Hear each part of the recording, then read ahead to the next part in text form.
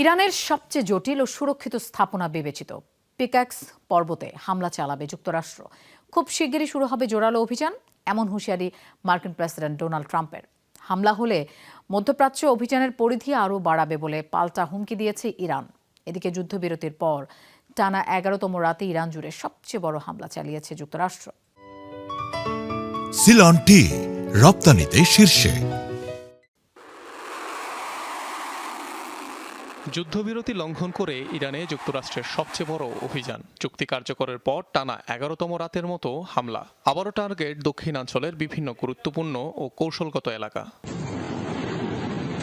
বিস্ফোরণ হয়েছে তেহরানের উত্তর পূর্ব, পশ্চিম ও পূর্বাঞ্চলে। বোমাবর্ষণ হয়েছে সিরিক, বন্দর আব্বাস ও সাবাহারে। টার্গেট হয়েছে তাবরিজের সামরিক ঘাঁটি ও খুজেস্তান প্রদেশের কয়েকটি শহর। জবাবে কুয়েতের আলী আল সালেম বিমান ঘাঁটি ও বুবিয়ান দ্বীপে হামলা চালিয়েছে ইরান। ইরাকের ইরবিল, জর্ডান ও বাহরাইনেও ছুড়েছে ড্রোন।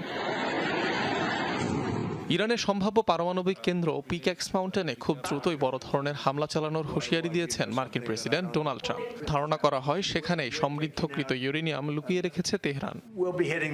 খুব শিগগিরই সেই জায়গাটিতে আঘাত করা হবে। এ ব্যাপারে ইরানের কিছুই করার থাকবে না। আমি আসলে এমন কথা বলতাম না যদি আমার মনে হতো তারা কিছু করতে পারবে, কিন্তু আমরা অনেক জোরালোভাবেই সেই পাহাড়টিতে আঘাত করব।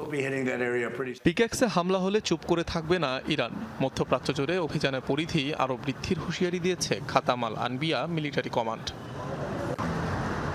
তেহরানের সুদূরে জাগ্রস পর্বতমালায় অবস্থিত পিক্যাক্স মাউন্টেন, যা অত্যন্ত সুরক্ষিত স্থাপনা, যেখানে পাহাড়ের প্রায় 2000 ফুট গভীরে নিরেট গ্রানাইট কেটে তৈরি করা হয়েছে দুটি জটিল টানেল। ধারণা করা হয় যুক্তরাষ্ট্রের অস্ত্র ভাণ্ডারে থাকা সবচেয়ে শক্তিশালী বাংকার বাস্টার বোমাও এটি ভেদ করতে সক্ষম নয়।